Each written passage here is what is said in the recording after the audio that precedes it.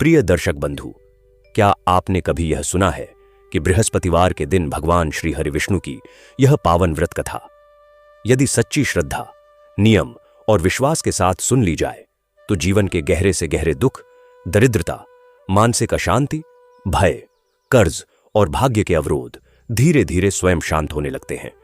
प्रिय दर्शक बंधु, आज का यह बृहस्पतिवार कोई साधारण दिन नहीं है।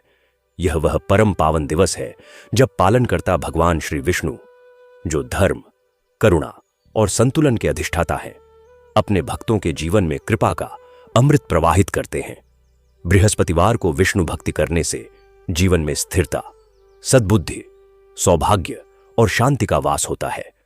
शास्त्रों में कहा गया है कि जो भी व्यक्ति बृहस्पतिवार के दिन श्रद्धा, संयम और विश्वास के साथ भगवान विष्णु की कथा सुनता है, उसके जीवन से धीरे धीरे दरिद्रता, ग्रह दोष, पारिवारिक कलह, भय, मानसिक असंतुलन और भविष्य की चिंता समाप्त होने लगती है। जैसे अंधकार में दीपक जलते ही मार्ग स्पष्ट हो जाता है, वैसे ही विष्णु कथा जीवन को सही दिशा प्रदान करती है। दर्शक बंधु, एक पल ठहर कर अपने जीवन की ओर देखिए।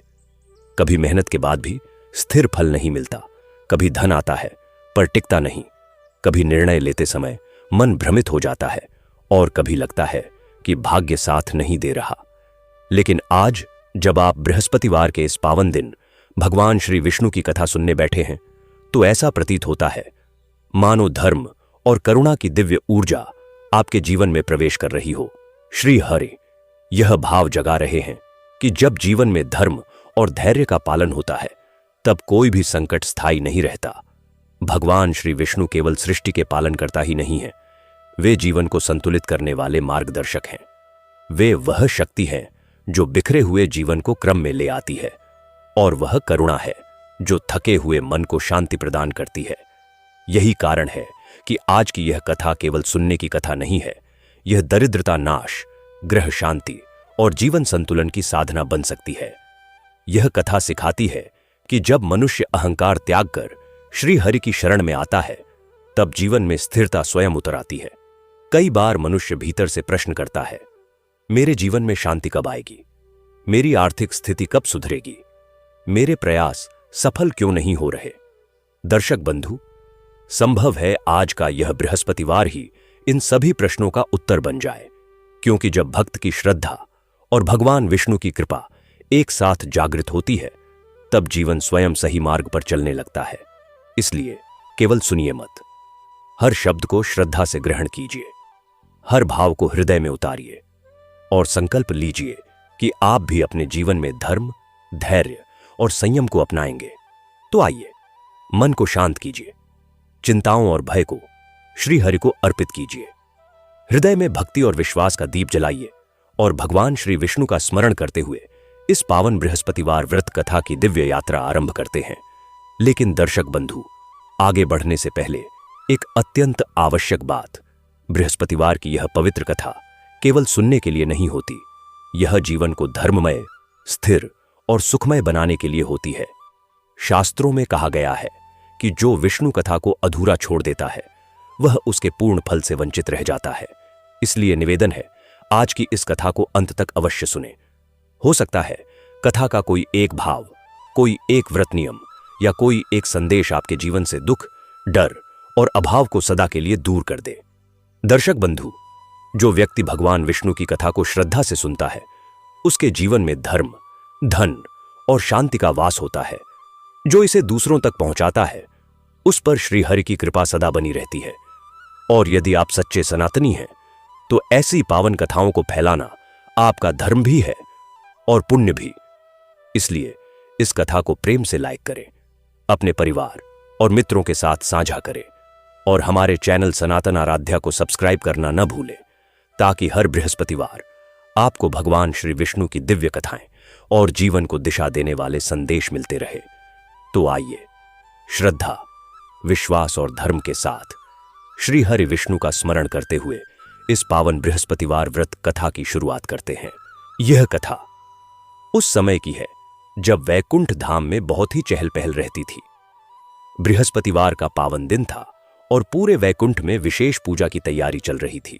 चारों तरफ दीप लगाए जा रहे थे, सुगंधित पुष्पों से महल सजाए जा रहे थे और मधुर भजन गूंज रहे थे। स्वयं भगवान विष्णु एक शांत स्थान पर विराजमान होकर विधि विधान से पूजा कर रहे थे। उन्होंने पीतांबर धारण किया हुआ था, हाथों में शंख और कमंडल था। उनके सामने पवित्र आंवले का वृक्ष स्थापित था। वे मंत्रोच्चारण करते हुए जल अर्पित कर रहे थे और समस्त लोगों के कल्याण की कामना कर रहे थे। उस दिन की पूजा विशेष रूप से बृहस्पतिवार के महत्व को ध्यान में रखकर की जा रही थी। माता लक्ष्मी भी अत्यंत प्रसन्न थीं और स्वयं अपने हाथों से दीप सजाकर तथा पुष्प अर्पित कर पूजा में सहयोग कर रही थीं। समस्त देवी देवताओं को इस पावन दिन के उत्सव में आमंत्रित किया गया था।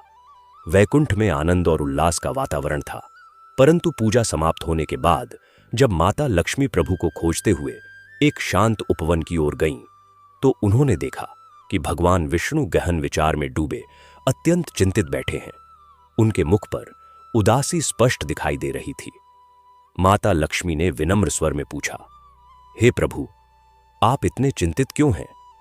अभी तो आपने स्वयं श्रद्धा से पूजा संपन्न की है, फिर आपके हृदय में यह विषाद क्यों? तब भगवान विष्णु बोले, हे प्रिय, मैं आज ही धरती लोक से लौट कर आया हूं। वहां मैंने देखा कि लोग बृहस्पतिवार के इस पवित्र दिन का महत्व भूलते जा रहे हैं। न पूजा, न भक्ति, न वृक्षों के प्रति सम्मान। यह देखकर मेरा हृदय व्यथित हो गया। उन्होंने आगे कहा, अधिक जानने के लिए मैं भारत के पश्चिमी तट पर बसे एक समृद्ध राज्य में गया, जिसका नाम सूर्यगढ़ था। वहां के राजा चंद्रभान नाम से तो दानी और पराक्रमी प्रतीत होते हैं, परंतु वे अत्यंत घमंडी हैं।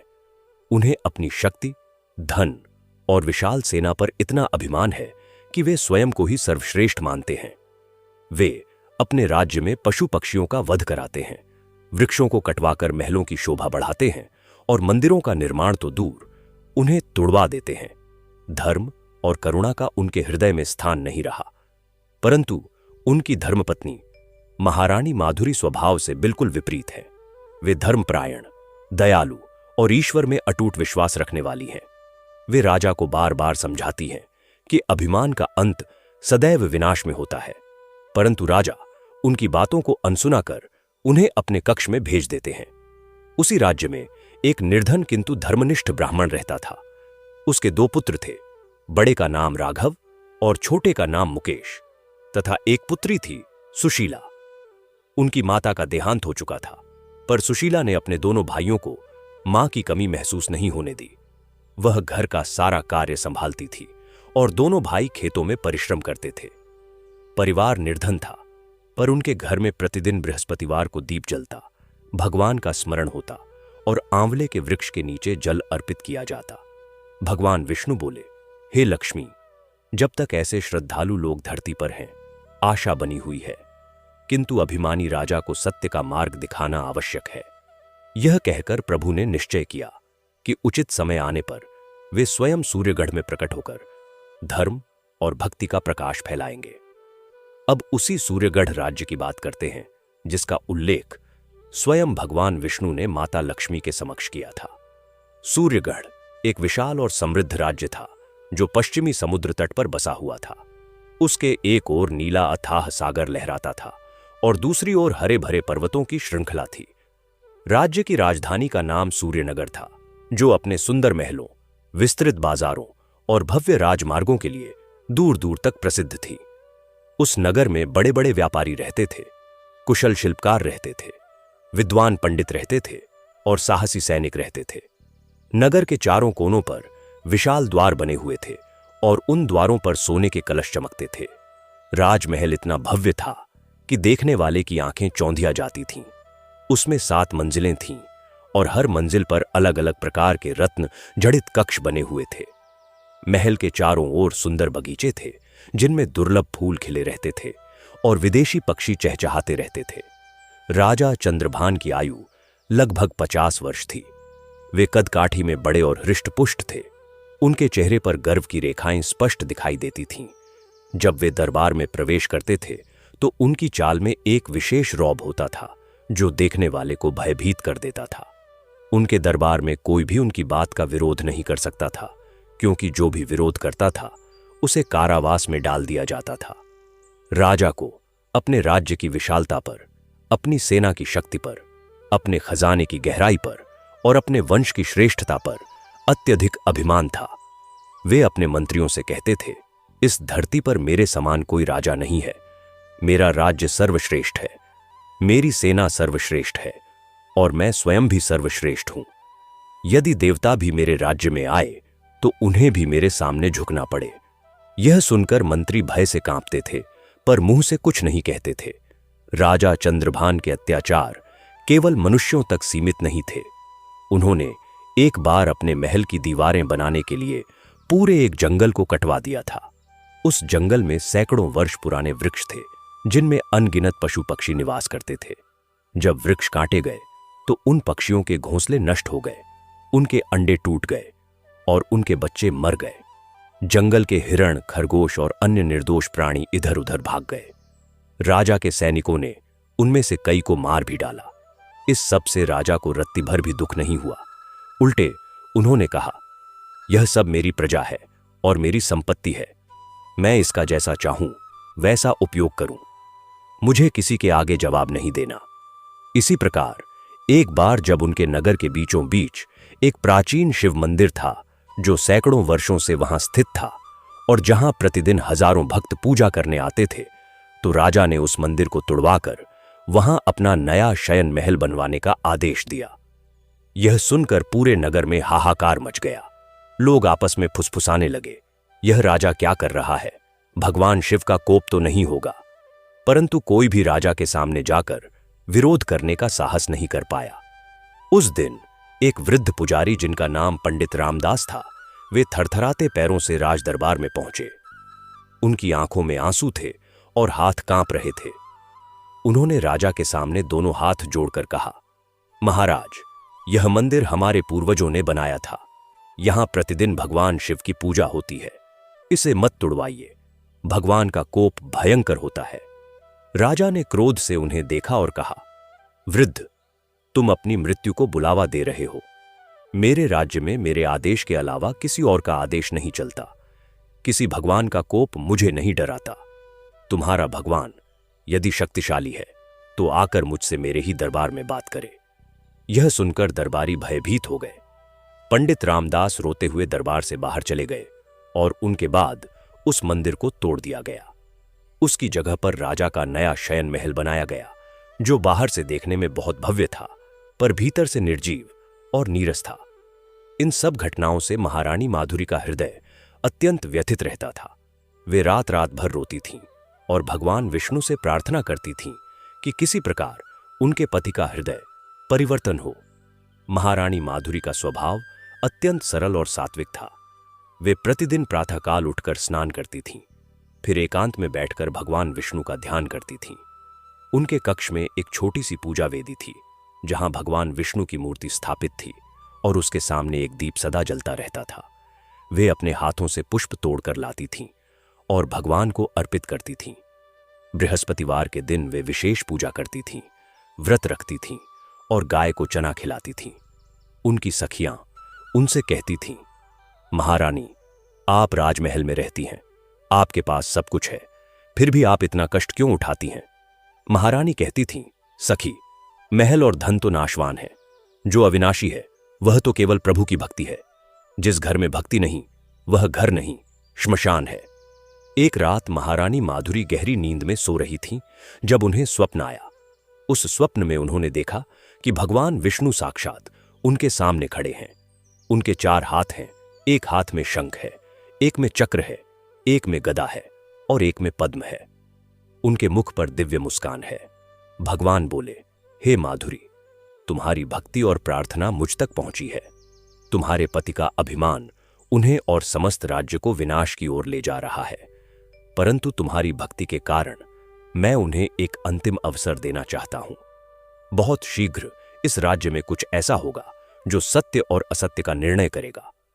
तुम विचलित मत होना और अपनी भक्ति में दृढ़ रहना। यह कहकर भगवान अदृश्य हो गए और महारानी की आंख खुल गई। वे उठकर बैठ गईं और उनके नेत्रों से अश्रु बह रहे थे। उन्होंने मन में संकल्प किया कि चाहे जो भी हो, वे भगवान की भक्ति नहीं छोड़ेंगी। अब उसी राज्य सूर्यगढ़ के एक छोटे से गांव की बात करें, जो राजधानी से कुछ दूर पहाड़ी की तलहटी में बसा हुआ था। उस गांव का नाम था नदीपुर, क्योंकि उसके पास से एक छोटी सी नदी बहती थी। उस गांव में रहता था ब्राह्मण देव शर्मा, जो कि ईमानदार, सरल और ईश्वर भक्त व्यक्ति था। देव शर्मा ने अपने जीवन में बहुत कठिनाइयां झेली थीं। उनकी पत्नी गौरी की मृत्यु तब हो गई थी जब उनके तीनों संतान अभी छोटी ही थीं। गौरी एक असाधारण स्त्री थी जो जीवन भर भगवान विष्णु की भक्त रहीं। मरते समय उन्होंने देव शर्मा का हाथ थामा और कहा था, स्वामी, धन तो आएगा और जाएगा, पर बच्चों में संस्कार डालना मत भूलना। उन्हें ईश्वर से जोड़ना और बृहस्पतिवार का व्रत कभी मत छोड़ने देना। यह कहकर उन्होंने प्राण त्याग दिए। देव शर्मा रोते रोते अर्धविक्षिप्त हो गए थे, पर उन्होंने अपनी पत्नी का वचन अपने हृदय में रख लिया। देव शर्मा के 3 संतान थे। बड़े पुत्र का नाम राघव था, जो लगभग 22 वर्ष का था। राघव बहुत परिश्रमी था। वह प्रातःकाल उठकर खेतों में जाता और शाम तक काम करता। उसके हाथ कठोर हो गए थे और शरीर सुदृढ़ था, पर उसके भीतर एक कोमल हृदय था। वह किसी गरीब को देखकर रोने लगता था और अपने खाने में से उसे दे देता था। राघव के मन में एक सुप्त इच्छा थी कि वह कभी किसी विद्वान पंडित से ज्ञान प्राप्त करे और भगवान के बारे में और अधिक जाने। छोटे पुत्र का नाम मुकेश था, जो 17 वर्ष का था। मुकेश अत्यंत बुद्धिमान था। वह गांव की पाठशाला में पढ़ता था और हर विषय में सबसे आगे रहता था। उसकी स्मरण शक्ति अद्भुत थी। एक बार जो सुन लेता था वह भूलता नहीं था। पर मुकेश में एक कमजोरी थी, वह अत्यंत भावुक था। किसी की पीड़ा देखकर उसकी आंखें भर आती थीं और वह व्याकुल हो जाता था। पुत्री सुशीला उन दोनों से छोटी थी और 19 वर्ष की थी। सुशीला में मां के सारे गुण थे। वह सुंदर थी, बुद्धिमान थी, स्वभाव से मधुर थी और भगवान की परम भक्त थी। बृहस्पतिवार का व्रत वह नियम से रखती थी और उस दिन प्रातः से ही वह पूजा की तैयारी में लग जाती थी। आंगन में जो आंवले का पुराना वृक्ष था, उसे वह मां की तरह मानती थी। उस वृक्ष की जड़ में प्रतिदिन जल देती थी और बृहस्पतिवार को उसके नीचे दीप जलाकर भगवान विष्णु का ध्यान करती थी। उस परिवार की दशा निर्धन थी, पर उनके आंगन में जो शांति और भक्ति का वातावरण था, वह किसी भव्य महल में भी दुर्लभ था। उस वर्ष सूर्यगढ़ में भयंकर अकाल पड़ा। वर्षा समय पर नहीं हुई। खेत सूख गए, नदियां सिकुड़ गईं, फसलें नष्ट हो गईं। किसान चिंतित हो गए। गांवों में अन्न का संकट हो गया। लोग दाने दाने को मोहताज हो गए। राजा चंद्रभान को जब यह समाचार मिला तो उन्होंने उदासीनता से कहा, अकाल पड़े तो पड़े, मेरे खजाने में पर्याप्त धन है, मेरा महल ठीक है, प्रजा को अपना इंतजाम खुद करना चाहिए। मंत्रियों ने बहुत आग्रह किया कि राजकोष से अन्न बांटा जाए, पर राजा ने मना कर दिया। उल्टे उन्होंने कर वसूली का आदेश दे दिया, जिससे अकाल की मार झेल रहे किसानों पर और बोझ पड़ा। लोग रात को घुटनों में मुंह दबाकर रोते थे। देव शर्मा के परिवार पर भी अकाल की मार पड़ी। उनके खेत में भी फसल न हुई। घर में जो थोड़ा बहुत संचित अन्न था, वह भी धीरे धीरे समाप्त होने लगा। राघव और मुकेश ने मिलकर गांव में यहां वहां मजदूरी करने की कोशिश की, पर काम मिलना मुश्किल था, क्योंकि सब पर ही विपत्ति थी। एक दिन घर में बिल्कुल अनाज नहीं बचा। सुशीला ने दोनों भाइयों को खाना परोसने की कोशिश की, पर भंडार खाली था। उस दिन बृहस्पतिवार था। सुशीला ने भगवान के सामने दीप जलाया और रोते हुए प्रार्थना की, हे भगवान विष्णु, हम गरीब हैं, हमारे पास कुछ नहीं है, पर हमारी भक्ति सच्ची है। आज इस घर में खाने को कुछ नहीं है। हे प्रभु, आप ही बताइए अब क्या होगा। वह काफी देर तक रोती रही। देव शर्मा ने अपनी बेटी को रोते हुए देखा तो उनकी आंखें भी भर आईं। उन्होंने सुशीला को छाती से लगा लिया और कहा, बेटी, जब भगवान की इच्छा होगी तब सब ठीक हो जाएगा। आज हम उपवास रखेंगे। भगवान भूखों को भूखा नहीं छोड़ते। उसी रात एक अजीब घटना हुई। जब परिवार के सभी सदस्य सो गए तो आधी रात के बाद सुशीला को किसी के पगध्वनि सुनाई दी। उसने उठकर देखा तो दरवाजे पर एक वृद्ध साधु खड़े थे। उनके हाथ में एक छोटी सी झोली थी और चेहरे पर एक दिव्य प्रकाश था। साधु ने मुस्कुराते हुए कहा, बेटी, मैं एक यात्री हूं, बहुत दूर से चलकर आया हूं, क्या एक रात के लिए आश्रय मिलेगा? सुशीला ने कहा, हे महात्मन, आइए, हमारा घर छोटा है और हम गरीब हैं, पर जो है वह आपका है। साधु भीतर आए। उन्होंने चारों ओर नजर डाली। आंगन में आंवले का वृक्ष था जिसके नीचे दीप जल रहा था। साधु रुक गए और उस वृक्ष को एकटक देखने लगे। फिर उनकी आंखों में आंसू आ गए और उन्होंने कहा, बेटी, यह आंवले का वृक्ष है। बृहस्पतिवार की यह रात है और इस वृक्ष के नीचे यह दीप जल रहा है। धन्य है यह परिवार। सुशीला ने आश्चर्य से पूछा, महात्मन, आप आंवले के वृक्ष के बारे में जानते हैं? साधु बोले, बेटी, आंवले का यह वृक्ष साधारण नहीं है। इसमें स्वयं भगवान विष्णु का वास है। जो घर बृहस्पतिवार को इस वृक्ष की पूजा करता है उस घर में कभी अभाव नहीं रहता। पर अभाव तो एक दिन के लिए है, भक्ति अनंत काल के लिए है। उस रात उस साधु ने देवशर्मा के परिवार को एक कथा सुनाई। उन्होंने कहा कि एक बार इसी तरह एक गरीब परिवार था जो बृहस्पतिवार का व्रत नियम से रखता था। एक दिन उस परिवार के घर में भी कुछ न था, पर उन्होंने भगवान पर भरोसा रखा। उस रात भगवान विष्णु स्वयं एक वृद्ध के रूप में आए और उस परिवार की झोली भर गई। सुशीला यह कथा सुनते सुनते आंसू बहाने लगी। जब कथा समाप्त हुई तो साधु ने अपनी झोली में से कुछ निकाला। उसमें थोड़े चने थे, थोड़ा गुड़ था और थोड़ा अन्न था। उन्होंने कहा, बेटी, यह लो, बृहस्पतिवार का प्रसाद है, इसे सबको खिलाओ। सुशीला ने वह सब लिया और भाइयों को जगाया। उन्होंने मिलकर उस प्रसाद को ग्रहण किया। वह थोड़ा सा खाना खाकर भी उन्हें बड़ी तृप्ति हुई। सुबह जब सुशीला ने साधु को खोजा तो वे कहीं नहीं थे। घर में जहां जहां साधु के चरण पड़े थे वहां पीले रंग की धूल जैसी चमक थी। सुशीला ने देखा तो आश्चर्यचकित रह गई। देवशर्मा ने हाथ जोड़कर कहा, भगवान विष्णु, क्या स्वयं आप हमारे घर पधारे थे? और वे रो पड़े। उस दिन के बाद उस परिवार की दशा धीरे धीरे सुधरने लगी। राघव को एक काम मिला। मुकेश की पाठशाला में एक विद्वान शिक्षक आए जिन्होंने मुकेश की प्रतिभा को पहचाना और उसे निःशुल्क पढ़ाने लगे। सुशीला के भक्तिभाव की चर्चा गांव गांव में होने लगी। उन्हीं दिनों सूर्यगढ़ में एक और महत्वपूर्ण घटना घटी। राजा चंद्रभान के एकमात्र पुत्र राजकुमार विक्रम की तबीयत अचानक बिगड़ने लगी। राजकुमार विक्रम अभी केवल 18 वर्ष का था और बहुत ही तेजस्वी युवक था। वह अपने पिता के विपरीत स्वभाव का था। उसमें करुणा थी, विनम्रता थी और धर्म के प्रति श्रद्धा थी। पर अचानक उसे एक विचित्र रोग हो गया। उसका शरीर धीरे धीरे कमजोर होने लगा। वह खाना नहीं खा पाता था। रात को उसे भयावह स्वप्न आते थे और वह चीखते हुए उठ जाता था। राजवैद्य ने बहुत उपचार किए पर कोई लाभ नहीं हुआ। दूर दूर से वैद्य बुलाए गए पर सब निराश होकर लौट गए। महारानी माधुरी अपने पुत्र की यह दशा देखकर दिन रात भगवान से प्रार्थना करती रहती थीं। राजा चंद्रभान पहली बार विचलित हुए। उन्होंने अपने सेनापति को बुलाया और कहा, जाओ और राज्य के सर्वश्रेष्ठ वैद्य को ढूंढ कर लाओ। मेरे पुत्र को ठीक करना होगा। जो भी उसे ठीक करेगा उसे मैं आधा राज्य दे दूंगा। सेनापति ने पूरे राज्य में खोज की। अनेक वैद्य आए, अनेक विद्वान आए, अनेक तांत्रिक आए, पर राजकुमार की दशा और भी बिगड़ती गई। एक दिन एक वृद्ध पंडित ने महारानी से एकांत में मिलकर कहा, महारानी, यह रोग साधारण नहीं है। यह तो उस पाप का फल है जो राजा ने भगवान के मंदिर को तोड़कर और वृक्षों को कटवाकर और निर्दोष प्राणियों को मरवाकर किया है। इस रोग का उपाय दवाओं में नहीं, भक्ति में है। महारानी ने यह सुनकर और भी अधिक भगवान से प्रार्थना की। उन्हीं दिनों नदीपुर गांव में एक अजीब बात हुई। एक दिन राघव खेत से थका हुआ लौट रहा था। रास्ते में उसे एक बूढ़ा व्यक्ति मिला जो कि थका हुआ था और उसके हाथ में एक घड़ा था। उसके पांव में छाले थे और मुंह सूखा हुआ था। राघव ने उसे देखा तो तुरंत अपनी पानी की मटकी उसे दे दी और कहा, बाबा, पानी पीजिए।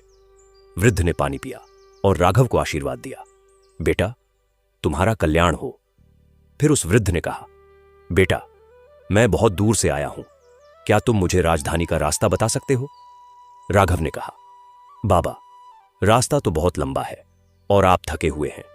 आज रात हमारे घर रुक जाइए, कल मैं स्वयं आपको रास्ता दिखाने चलूंगा।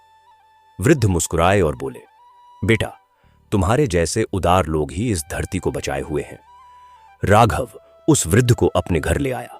देवशर्मा ने वृद्ध को देखा तो उनके मन में एक विशेष भाव आया। उन्होंने हाथ जोड़कर कहा, महाराज, आपका स्वागत है। यह घर भले छोटा है पर आपका है। वृद्ध ने देवशर्मा को देखकर कहा, ब्राह्मण, तुम्हारे मुख पर एक विशेष तेज है। मुझे लगता है तुम नियम से बृहस्पतिवार का व्रत रखते हो। देवशर्मा ने आश्चर्य से कहा, हां महाराज, मेरी स्वर्गीय पत्नी की इच्छा से हम यह व्रत कभी नहीं छोड़ते। वृद्ध ने कहा, धन्य है वह स्त्री, उसकी आत्मा को शांति मिल रही होगी। यह सुनकर देवशर्मा की आंखें भर आईं। उस रात वृद्ध ने पूरे परिवार को एक लंबी कथा सुनाई। उन्होंने कहा कि यह संसार एक रंगमंच है। यहां जो भी होता है वह भगवान की लीला है। जो मनुष्य भगवान पर भरोसा रखता है उसे कोई कष्ट नहीं होता। जो अभिमान करता है उसका पतन निश्चित है। उन्होंने राजा चंद्रभान के अत्याचारों की बात भी की और कहा कि उसके पाप का घड़ा अब भरने वाला है। सुशीला ने पूछा, बाबा, तो क्या राजकुमार बच जाएगा?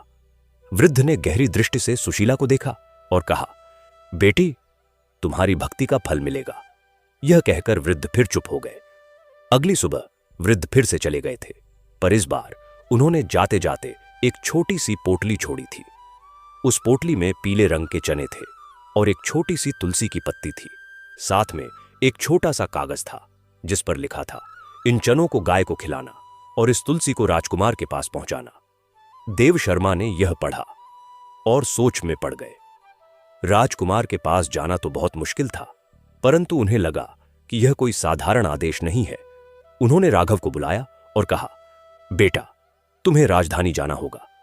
राघव के मन में एक ओर भय था तो दूसरी ओर भगवान पर भरोसा। उसने देवशर्मा के चरण छुए और कहा, पिताजी, आप आशीर्वाद दीजिए, मैं जाऊंगा। देवशर्मा ने उसे आलिंगन दिया और कहा, बेटा, राह में कोई भी कठिनाई आए भगवान का नाम मत भूलना। सुशीला ने राघव को रास्ते के लिए कुछ खाने पीने की व्यवस्था की और रोते हुए कहा, भैया, सावधान रहना। मुकेश ने भी उसके साथ जाने की इच्छा जताई, पर देवशर्मा ने कहा, तुम यहीं रहो, एक ही जाएगा। राघव ने सुबह सुबह आंवले के वृक्ष के नीचे जाकर प्रार्थना की, हे भगवान विष्णु, आप मेरे साथ हैं तो मुझे किसी का भय नहीं। आज मैं आपके ही काम से जा रहा हूं, मेरी रक्षा करना। उसने पोटली अपने वस्त्रों में छुपाई और राजधानी की ओर चल पड़ा। राजधानी सूर्यनगर नदीपुर गांव से लगभग 3 दिन की पैदल यात्रा पर था। राघव चलता गया। रास्ते में उसने अनेक गांव देखे जहां अकाल की मार से लोग परेशान थे। उसने जहां भी किसी को कष्ट में देखा, जो कुछ उसके पास था वह दे दिया। कभी किसी भूखे बच्चे को अपनी रोटी दे दी, कभी किसी प्यासे को पानी दिया, कभी किसी बीमार को सहारा दिया। इस प्रकार राघव का अन्न और पानी समाप्त हो गया। अब उसके पास कुछ नहीं था, पर वह चलता रहा। भगवान का नाम उसके होठों पर था। तीसरे दिन दोपहर को राघव राजधानी के पास पहुंचा। वह थका हुआ था और भूखा भी था। उसके पांव में छाले पड़ गए थे। नगर के द्वार पर 2 सैनिक खड़े थे जो आने जाने वालों की जांच कर रहे थे।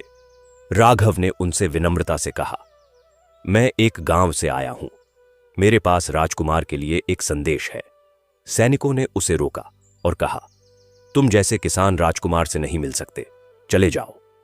राघव ने अनुनय विनय की, पर सैनिक नहीं माने।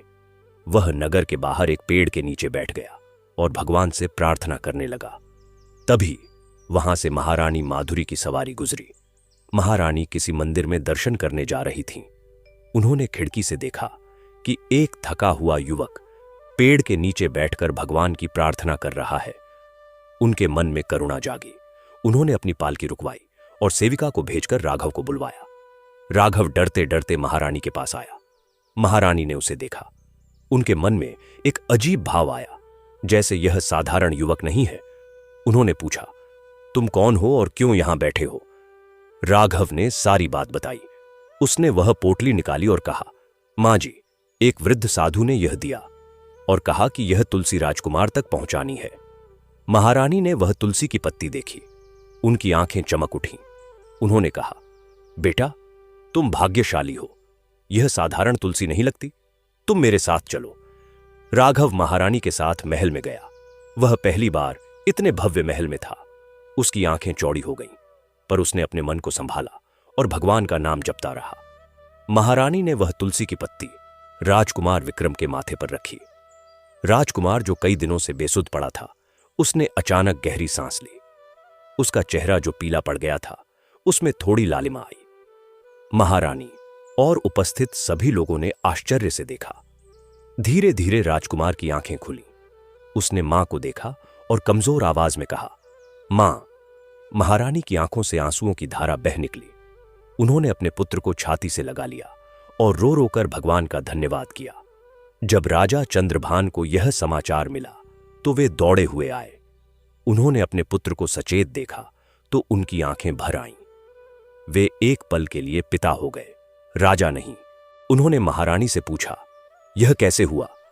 महारानी ने राघव की ओर इशारा करते हुए कहा, एक गरीब ब्राह्मण का पुत्र एक साधु का भेजा हुआ तुलसी दल लेकर आया था। उससे राजकुमार को लाभ हुआ। राजा ने राघव को देखा, एक सामान्य किसान का लड़का, जिसके वस्त्र साधारण थे पर आंखों में एक अजीब शांति थी। राजा कुछ क्षण उसे देखते रहे, फिर अभिमान फिर से हावी हो गया और उन्होंने कहा, इसे कुछ सोने की मुद्राएं देकर विदा करो। राघव ने हाथ जोड़कर कहा, महाराज, मुझे धन नहीं चाहिए। मैं तो केवल एक संदेश पहुंचाने आया था। वह संदेश पहुंच गया। अब मैं जाऊंगा। राजा को आश्चर्य हुआ। उन्होंने फिर कहा, नहीं, कुछ लेकर जाओ। राघव ने कहा, महाराज, यदि देना ही है तो एक विनती है।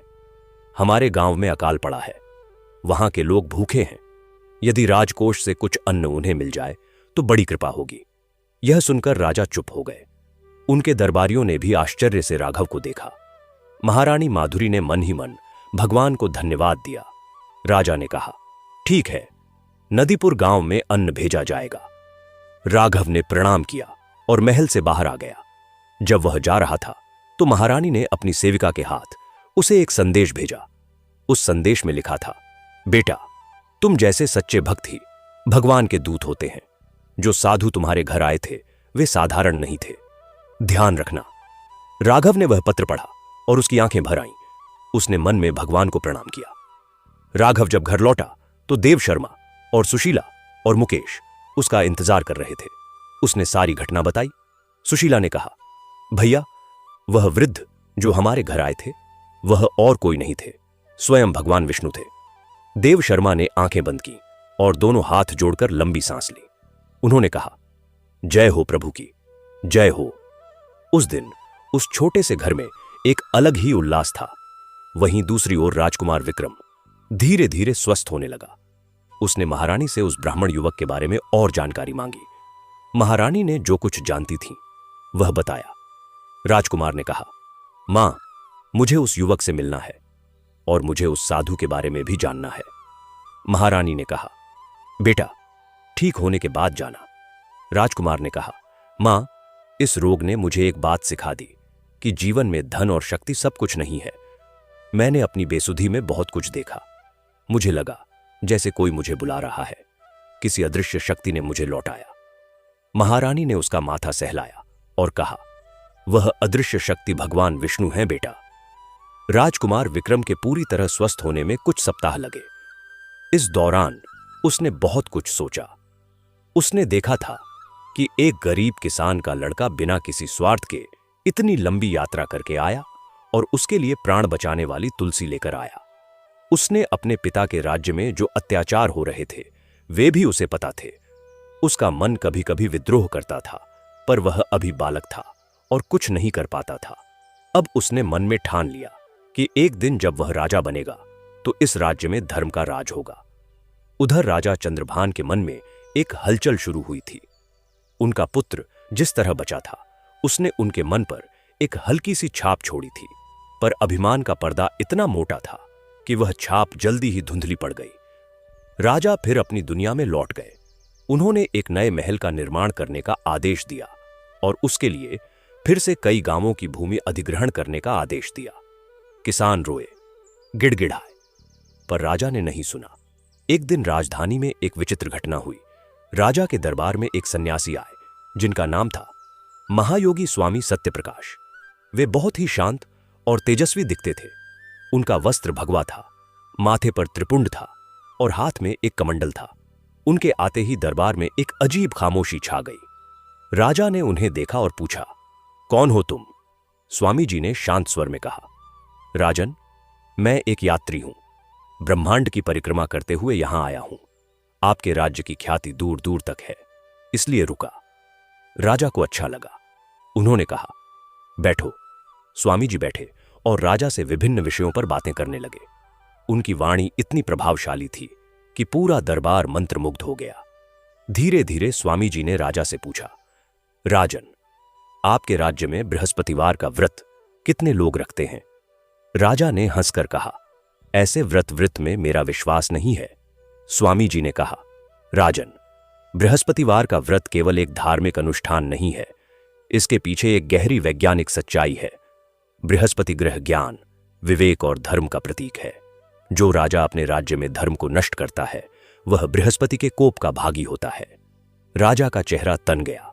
उन्होंने कहा, सन्यासी, मुझे किसी ग्रह का भय नहीं। स्वामी जी ने शांति से कहा, राजन, भय नहीं, विवेक की बात कर रहा हूं।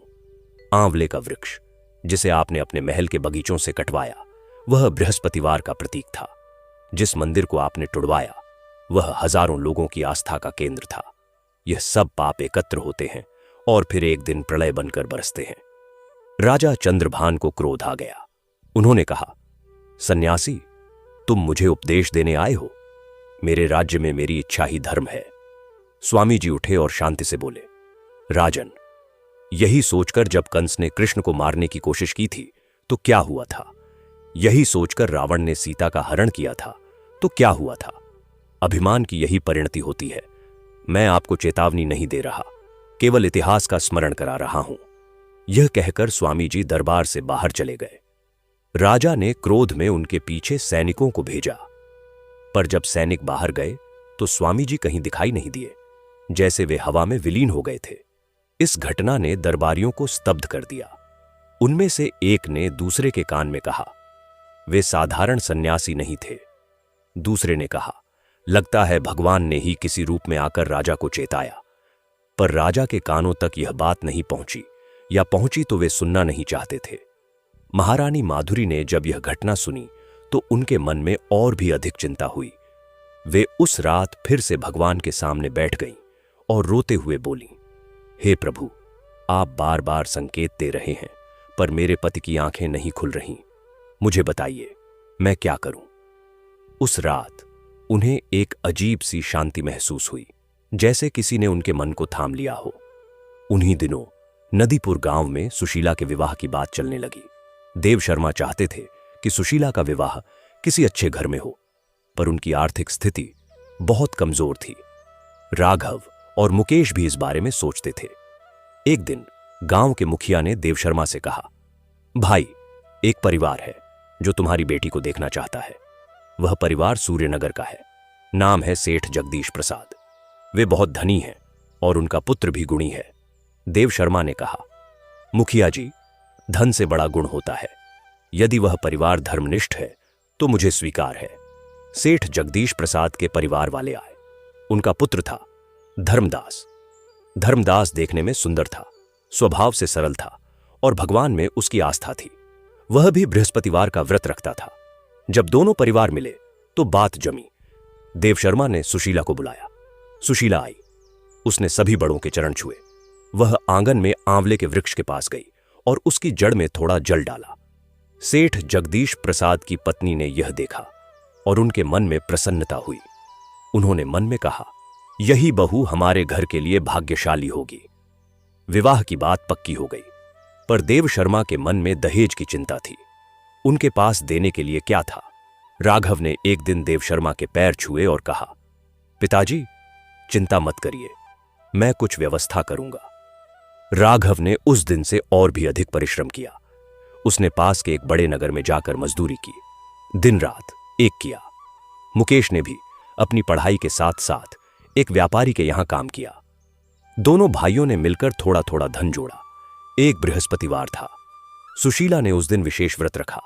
उसने आंवले के वृक्ष के नीचे बैठकर पूरे मन से भगवान विष्णु की आराधना की। वह बहुत देर तक प्रार्थना करती रही। उस दिन उसे एक अजीब अनुभव हुआ। जब वह आंखें बंद करके बैठी थी तो उसे लगा जैसे वृक्ष के आसपास एक सुनहरी रोशनी है और उस रोशनी में से एक मधुर आवाज आ रही है जो कह रही है, बेटी, तुम्हारी भक्ति स्वीकार है, तुम्हारा विवाह शुभ होगा और तुम्हारे घर में कभी अभाव नहीं होगा। सुशीला ने आंखें खोली। आंवले के वृक्ष पर जो पत्तियां थीं, वे बिना किसी हवा के थोड़ी देर के लिए हिल रही थीं। सुशीला की आंखें भर आईं और उसने हाथ जोड़कर प्रणाम किया। उस दिन के बाद एक और चमत्कार हुआ। देव शर्मा के पुराने एक मित्र, जो कई वर्षों से दूर के शहर में रहते थे, अचानक आए। उन्होंने देव शर्मा को कुछ धन लौटाया, जो देव शर्मा ने वर्षों पहले उन्हें उधार दिया था और जो वे भूल चुके थे। यह धन इतना था कि सुशीला के विवाह की सारी व्यवस्था हो सकती थी। देव शर्मा की आंखें भर आईं। उन्होंने कहा, यह भगवान का प्रसाद है। सुशीला का विवाह धूमधाम से हुआ। पूरे गांव ने मिलकर विवाह में सहयोग किया। विवाह में पंडित रामदास भी आए, जो कि वही पुजारी थे जिन्होंने राजा से मंदिर न तोड़वाने की विनती की थी। उन्होंने आशीर्वाद देते हुए कहा, बेटी, जाओ और जहां जाओ वहां भक्ति का दीपक जलाए रखो। यही तुम्हारा सबसे बड़ा दहेज है। सुशीला ने उनके चरण छुए। सेठ जगदीश प्रसाद के घर में सुशीला का बहुत सम्मान हुआ। उसके आने के बाद घर में एक अलग सी शांति और समृद्धि आई। इधर राजधानी में घटनाएं और भी जटिल होती जा रही थीं। राजा चंद्रभान की एक पड़ोसी राज्य से दुश्मनी बढ़ गई थी। उस राज्य का नाम था रजतपुर और उसके राजा का नाम था महाराज वीरसेन। वीरसेन एक न्यायप्रिय और धर्मपरायण राजा थे।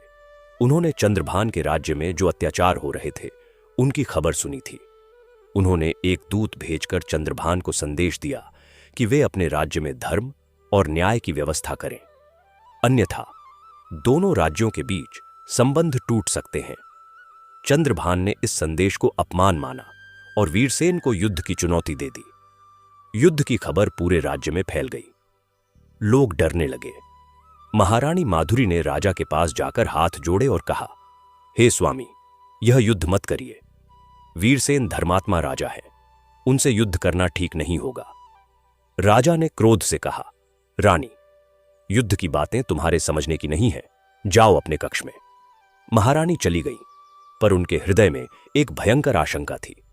राजकुमार विक्रम, जो अभी पूरी तरह स्वस्थ नहीं हुआ था, उसने भी पिता से कहा, पिताजी, यह युद्ध उचित नहीं है। राजा ने उसे भी डांटकर भगा दिया। राजकुमार अपने कक्ष में वापस आ गया। उसने महारानी के कक्ष में जाकर कहा, मां, पिताजी को कोई नहीं रोक सकता, पर भगवान जरूर कुछ करेंगे। महारानी ने पुत्र को आलिंगन दिया। उस रात राजा को एक विचित्र स्वप्न आया। उन्होंने देखा कि उनका संपूर्ण राजमहल एक विशाल अग्नि में जल रहा है। चारों ओर धुआं है और लोग चीख रहे हैं। उनके हाथ से राजदंड गिर गया है और उनका मुकुट धूल में पड़ा है। एक आकाशवाणी हुई जो कह रही है, चंद्रभान, अभिमान का फल भोगो। राजा चीखते हुए उठे। उनका शरीर पसीने से भीगा था। वे कुछ देर बैठे रहे। फिर अभिमान ने फिर से उन पर काबू कर लिया और उन्होंने सोचा, यह तो केवल स्वप्न था। अगले दिन राजा ने युद्ध की तैयारियां शुरू करने का आदेश दिया। उनकी विशाल सेना तैयार होने लगी। हाथी सजाए जाने लगे, रथ तैयार होने लगे, अस्त्र शस्त्र इकट्ठे किए जाने लगे। पर उन्हीं दिनों एक और अप्रत्याशित घटना हुई। सूर्यगढ़ के उत्तर में जो पर्वत श्रृंखला थी, उसमें से एक विशाल बाढ़ आई। कई दिनों से बारिश तो थी ही नहीं, पर पहाड़ों के ऊपर कहां से इतना पानी आया कि नदियां उफान पर आ गईं। कई गांव जलमग्न हो गए। हजारों लोग बेघर हो गए। राजा के दरबारी भयभीत हो गए। कुछ ने कहा कि यह प्रकृति का प्रकोप है, कुछ ने कहा कि यह उन वृक्षों को काटने का फल है। इस बाढ़ में नदीपुर गांव भी आंशिक रूप से प्रभावित हुआ। देव शर्मा का घर ऊंचाई पर था, इसलिए बचा रहा, पर उनके आसपास के कई घर डूब गए। राघव और मुकेश ने अपनी जान की परवाह न करते हुए लोगों को बचाने में लग गए। उन्होंने बच्चों को, बूढ़ों को, गर्भवती महिलाओं को पानी से निकाला। देव शर्मा भी पूरी रात बचाव कार्य में लगे रहे। जो लोग बेघर हुए, उन्हें देव शर्मा ने अपने घर में शरण दी। सुबह होने पर गांव में एक दयनीय दृश्य था। लोगों के पास कुछ नहीं बचा था। राघव ने उस दिन तय किया कि वह राजधानी जाएगा और राजा से अपील करेगा कि बाढ़ पीड़ितों की मदद की जाए। मुकेश ने कहा, भैया, राजा तुम्हारी नहीं सुनेगा। राघव ने कहा, पर कोशिश तो करनी होगी, भगवान पर भरोसा रखो। देव शर्मा ने कहा, बेटा जाओ, सच्चे मन से काम करने वाले को भगवान कभी अकेला नहीं छोड़ते। राघव राजधानी पहुंचा। इस बार उसे महारानी के कक्ष में जाने का अवसर नहीं मिला, पर एक सेविका ने उसे पहचान लिया। उसने महारानी को बताया। महारानी ने राघव को बुलवाया। राघव ने सारी बात बताई। महारानी का हृदय द्रवित हो गया। उन्होंने कहा, बेटा, मैं राजा से बात करूंगी। उन्होंने राजा के पास जाकर निवेदन किया कि बाढ़ पीड़ितों की सहायता की जाए। राजा उस समय कुछ अच्छे मूड में थे और उन्होंने कुछ सैनिकों और अन्न को नदीपुर की ओर भेजने का आदेश दे दिया। राघव को जब यह समाचार मिला तो उसने भगवान को प्रणाम किया। वह लौटते समय राजमहल के बाहर एक वृद्ध भिखारी को बैठे देखा। उस भिखारी के पास कुछ नहीं था। वह ठंड में कांप रहा था। राघव ने अपना उत्तरीय उतारा और उसे ओढ़ा दिया। खुद ने बिना उत्तरीय के घर की ओर चलना शुरू किया। कुछ ही दूर चला था कि उसे लगा किसी ने उसके कंधे पर हाथ रखा। उसने मुड़कर देखा तो कोई नहीं था, पर उसी पल एक ठंडी और सुगंधित हवा का झोंका आया जो उसके शरीर को उष्णता से भर गया। राघव समझ गया। उसने हाथ जोड़े और कहा, धन्यवाद प्रभु। जब राघव गांव लौटा तो उसने पाया कि राजा के सैनिक अन्न लेकर आ चुके थे।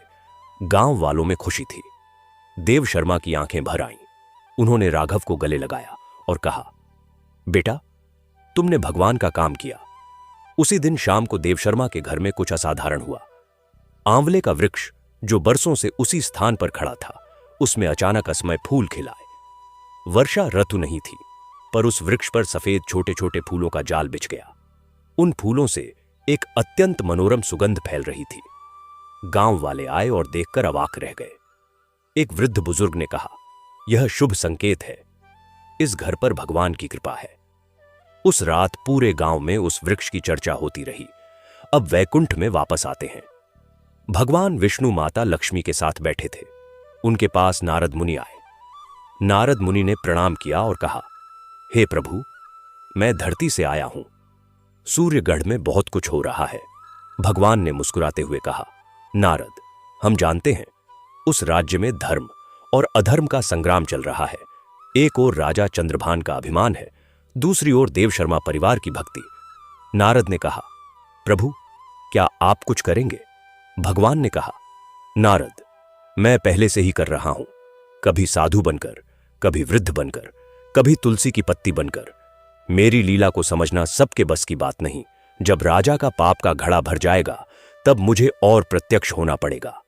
नारद ने कहा, नारायण नारायण। माता लक्ष्मी ने भगवान से पूछा, प्रभु, वह सुशीला जो अब ससुराल में है, क्या वह भी भक्ति में लगी है? भगवान ने मुस्कुराया और कहा, हे देवी, भक्ति जिसके मन में बस जाती है वह चाहे कहीं भी हो, उस भक्ति को नहीं छोड़ सकता। सुशीला ने अपनी ससुराल में भी आंवले का एक छोटा वृक्ष लगाया है और वहां भी बृहस्पतिवार को दीप जलाती है। माता लक्ष्मी ने प्रसन्न होकर कहा, धन्य है वह बेटी। सूर्यगढ़ में इसी बीच एक नई घटना घटी।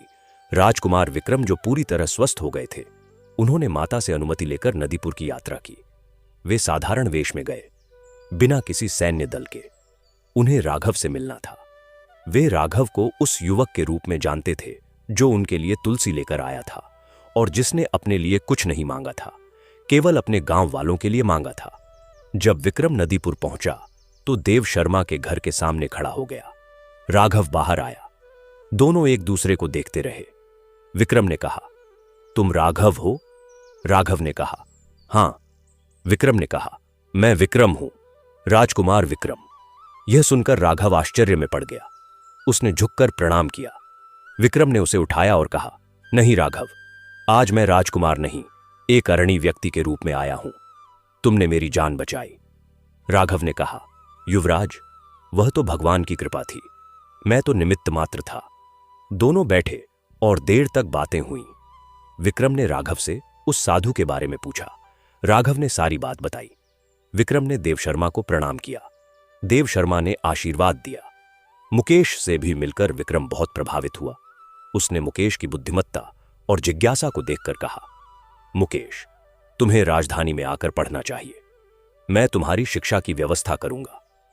मुकेश ने देव शर्मा की ओर देखा।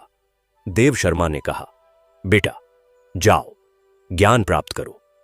विक्रम जाते जाते आंवले के वृक्ष को देखने लगा। उसने पूछा, यह वृक्ष? देव शर्मा ने कहा, युवराज, यह हमारे परिवार का देवता है। इसमें भगवान विष्णु का वास है। बृहस्पतिवार को इस वृक्ष की पूजा करने से घर में सुख शांति रहती है। विक्रम ने उस वृक्ष के सामने हाथ जोड़कर प्रणाम किया। उस पल उसे भी एक विचित्र अनुभव हुआ।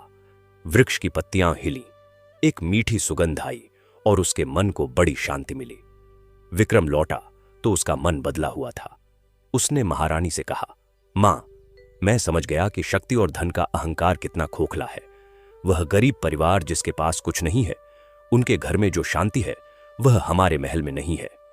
महारानी ने पुत्र को छाती से लगाया और कहा, बेटा, भगवान ने तुम्हारी आंखें खोल दी।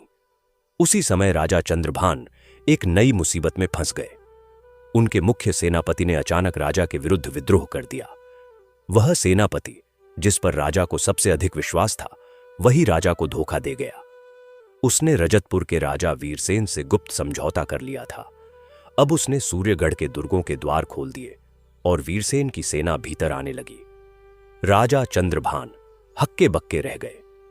उन्होंने इस विश्वासघात की कल्पना भी नहीं की थी। राजमहल में भगदड़ मच गई। दरबारी इधर उधर भागने लगे। राजा ने अपनी बची खुची विश्वस्त सेना को युद्ध के लिए तैयार किया, पर वह संख्या में बहुत कम थी। वीरसेन की सेना नगर के भीतर आ चुकी थी। उस समय राजा चंद्रभान को पहली बार अपने जीवन में भय का अनुभव हुआ। वह भय जो कभी नहीं जाना था, आज उनके हृदय में घर कर गया था। उन्होंने महारानी माधुरी को बुलाया और कहा, रानी, मुझे लगता है सब समाप्त हो गया। महारानी ने शांत स्वर में कहा, स्वामी, अभी सब समाप्त नहीं हुआ, अभी एक रास्ता है। राजा ने पूछा, क्या? महारानी ने कहा, भगवान की शरण। राजा ने पहली बार उस रात अपनी पत्नी की बात सुनी। वे महारानी के साथ उस छोटी पूजा वेदी के सामने बैठे जहां भगवान विष्णु की मूर्ति थी। महारानी ने दीप जलाया और भगवान से प्रार्थना की। राजा पहले तो अजीब से बैठे रहे, फिर धीरे धीरे उनके हाथ भी जुड़ गए। उस रात उन्हें पहली बार एहसास हुआ कि जिसे उन्होंने कमजोरी समझा था, वह भक्ति ही वास्तव में सबसे बड़ी शक्ति थी। रात को जब सब सो गए तो राजा चंद्रभान अकेले बैठे सोचते रहे। उनके जीवन के सारे कृत्य उनकी आंखों के सामने घूमने लगे। मंदिर तोड़ना, वृक्ष कटवाना, निर्दोष प्राणियों का वध, किसानों पर अत्याचार, पंडित रामदास को अपमानित करना, एक एक बात याद आती गई और राजा का हृदय भारी होता गया। उनकी आंखें भर आईं। वे जो राजा थे, जिन्होंने कभी किसी के सामने सिर न झुकाया था, वे उस रात अकेले रो रहे थे। अचानक उन्हें महल के बाहर से एक मधुर संगीत सुनाई दिया, बहुत ही मीठी धुन, जैसे कोई भजन गा रहा हो। राजा उठकर खिड़की के पास गए और बाहर देखा। महल के प्रांगण में चांदनी रात में एक वृद्ध बैठे वीणा बजा रहे थे और गा रहे थे। वे गा रहे थे, हे मानव, अभिमान छोड़ दे, प्रभु की शरण में आ जा। जो था वो मिट्टी था, जो है वो स्वप्न है, जो होगा वो बस प्रभु की माया है। राजा उस भजन को सुनते रहे। उनकी आंखों से आंसू बहने लगे। उन्होंने सोचा, यह रात के पहरेदारों में से कोई होगा, पर जब उन्होंने पुकारा तो कोई जवाब नहीं आया। वे नीचे उतरे तो वहां कोई नहीं था, केवल वीणा के तार अभी भी हवा में गूंज रहे थे, जैसे कि संगीत अभी खत्म नहीं हुआ था। राजा वापस लौटे और सोचने लगे। उन्होंने मन में निश्चय किया कि यदि किसी प्रकार इस संकट से बाहर निकलना हो जाए तो वे सब कुछ बदल देंगे। वे पंडित रामदास के पास जाएंगे, उनसे माफी मांगेंगे, टूटे मंदिर को फिर से बनवाएंगे, कटे वृक्षों की जगह नए वृक्ष लगवाएंगे। उसी रात वीरसेन की सेना का अग्रभाग नगर के भीतर था। वीरसेन स्वयं बुद्धिमान और न्यायप्रिय राजा थे। उन्होंने अपनी सेना को आदेश दिया था कि किसी भी नागरिक को नुकसान न पहुंचाया जाए। उनका उद्देश्य केवल यह था कि चंद्रभान अपने अत्याचार बंद करें और न्यायपूर्ण शासन करें।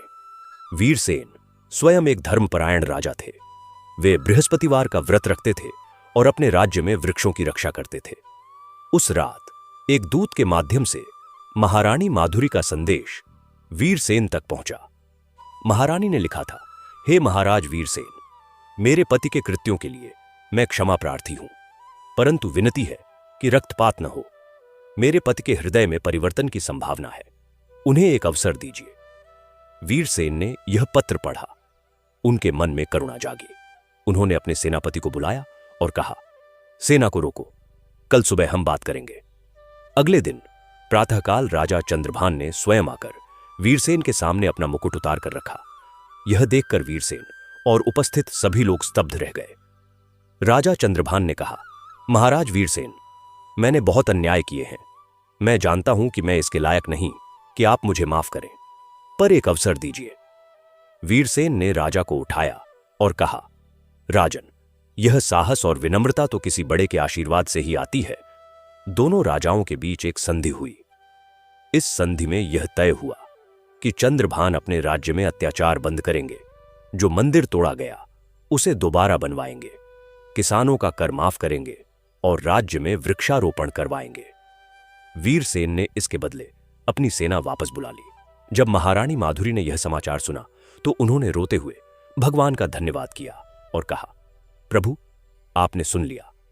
राजकुमार विक्रम ने माता के चरण छुए और कहा, मां, यह आपकी भक्ति का फल है। राजा चंद्रभान उसी दिन पंडित रामदास के पास गए। पंडित जी एक छोटी सी कुटिया में रहते थे। जब उन्होंने देखा कि स्वयं राजा उनके दरवाजे पर हाथ जोड़े खड़े हैं तो वे स्तब्ध रह गए। राजा ने कहा, पंडित जी, मैंने आपका अपमान किया था, मुझे क्षमा करें। पंडित रामदास की आंखें भर आईं। उन्होंने कहा, राजन, मैं एक साधारण पुजारी हूं। क्षमा का अधिकार तो भगवान को है, पर जो आपने किया वह बहुत अच्छा किया। देर आए दुरुस्त आए। उस दिन से सूर्यगढ़ में एक नई शुरुआत हुई। राजा ने पहला काम यह किया कि उस स्थान पर जहां शिव मंदिर था उसका पुनर्निर्माण आरंभ कराया। उन्होंने स्वयं पहली ईंट रखी। दूसरा काम यह किया कि जिन गांवों की भूमि छीनी गई थी वह वापस की। तीसरा काम यह किया कि राज्य भर में वृक्षारोपण का महाअभियान शुरू किया। हर गांव में आंवले के वृक्ष लगाए जाने लगे। चौथा काम यह किया कि किसानों का पुराना कर माफ कर दिया और नया कर बहुत कम कर दिया। इन परिवर्तनों को देखकर प्रजा को विश्वास नहीं हुआ। लोग आपस में कहते थे, यह वही राजा है जो कल तक अत्याचारी था। कुछ लोगों ने कहा, जरूर कोई भगवान का चमत्कार हुआ है। पंडित रामदास ने कहा, भाइयों, जब भगवान की इच्छा होती है तो पत्थर भी पिघल जाता है। उन्हीं दिनों नदीपुर में भी एक महत्वपूर्ण घटना घटी। मुकेश राजधानी में पढ़ने चला गया था। उसकी शिक्षा की व्यवस्था राजकुमार विक्रम ने की थी। मुकेश वहां बड़े बड़े विद्वानों से शास्त्र पढ़ने लगा। उसकी बुद्धि इतनी तीव्र थी कि गुरुजन भी आश्चर्यचकित हो जाते थे। कुछ महीनों में ही वह बहुत कुछ सीख गया। एक दिन मुकेश अपने गुरु से धर्म के बारे में प्रश्न पूछ रहा था।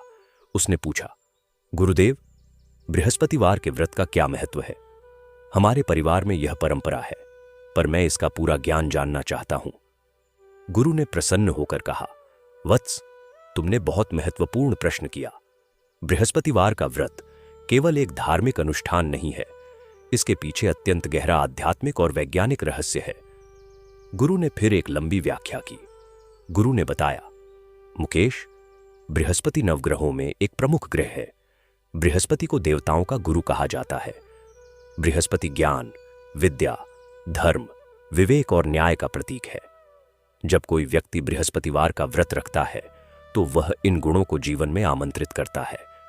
व्रत में पीले वस्त्र धारण करने का कारण यह है कि पीला रंग बृहस्पति का रंग है, जो ज्ञान और ऊर्जा का प्रतीक है। चने और गुड़ खाने का कारण यह है कि चना शक्ति देता है और गुड़ मिठास लाता है। आंवले के वृक्ष की पूजा इसलिए की जाती है क्योंकि यह वृक्ष भगवान विष्णु का प्रतीक माना जाता है। आंवले में अद्भुत औषधीय गुण हैं और यह सैकड़ों बीमारियों की दवा है। इसी प्रकार गाय को चना खिलाना इसलिए है क्योंकि गाय में समस्त देवताओं का वास माना जाता है। मुकेश बड़े ध्यान से सुन रहा था। उसने कहा, गुरुदेव, हमारे घर में मां और फिर बहन सुशीला ने यह व्रत नियम से रखा और हम लोगों ने देखा कि जीवन में बहुत सारी कठिनाइयां आईं, पर भगवान ने हर बार बचाया। गुरु ने कहा, वत्स, यही भक्ति की शक्ति है। जो व्यक्ति सच्चे मन से व्रत रखता है उसके जीवन में भगवान स्वयं रक्षक बन जाते हैं। उस दिन के बाद मुकेश ने भी बृहस्पतिवार का व्रत आरंभ किया। राजधानी में रहते हुए भी वह उस दिन उपवास रखता, पीले वस्त्र पहनता और भगवान विष्णु की पूजा करता। इधर देव शर्मा के गांव में एक और चमत्कार हुआ। वह आंवले का वृक्ष जो उनके आंगन में था, उसमें से एक दिन अचानक एक छोटा सा पौधा निकला। यह पौधा बिल्कुल उसी वृक्ष के नीचे से निकला था और उसका आकार बिल्कुल मां के जैसा था। राघव ने इसे देखा और समझा कि यह भगवान का आशीर्वाद है।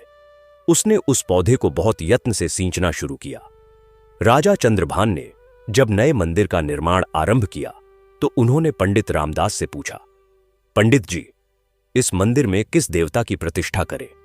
पंडित जी ने कहा, महाराज, यहां भगवान शिव का मंदिर था, पर यदि आप चाहें तो यहां भगवान विष्णु का भी एक विग्रह स्थापित करें। भगवान शिव और भगवान विष्णु दोनों एक ही हैं। राजा ने कहा, ठीक है, दोनों की प्रतिष्ठा होगी। पंडित जी प्रसन्न हुए। महारानी माधुरी ने उस मंदिर के लिए सोने का एक विशेष विग्रह बनवाया, भगवान विष्णु का।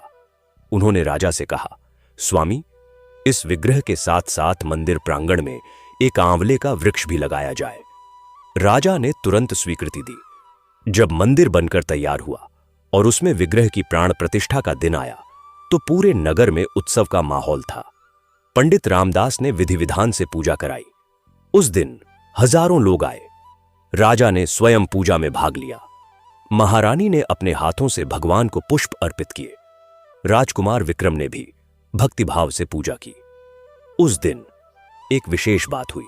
जब पूजा समाप्त हो रही थी तो मंदिर के ऊपर से एक सफेद पक्षी आया और भगवान विष्णु के विग्रह के ऊपर एक पल के लिए बैठा। उसके पंखों से एक पीली रोशनी निकली और फिर वह उड़ गया। पंडित रामदास ने यह देखकर हाथ जोड़े और कहा, भगवान विष्णु ने स्वयं इस मंदिर को स्वीकार किया। पूरी जनता ने मिलकर जयकारा लगाया। उसी दिन मुकेश राजधानी से आया हुआ था। वह भी उस पूजा में शामिल था। उसने उस पक्षी को देखा और उसकी आंखें भर आईं। उसे लगा कि वह पक्षी साधारण नहीं था। राजा चंद्रभान के परिवर्तन की खबर पूरे राज्य में फैल गई। लोगों को पहले विश्वास नहीं हुआ, पर जब उन्होंने देखा कि राजा स्वयं खेतों में जाकर किसानों से मिल रहे हैं, उनकी समस्याएं सुन रहे हैं, उनका कर माफ कर रहे हैं, नए वृक्ष लगवा रहे हैं, तो लोगों का विश्वास जमा। धीरे धीरे पूरे राज्य में एक नई ऊर्जा आई। उसी समय सूर्यगढ़ में एक नई परंपरा शुरू हुई।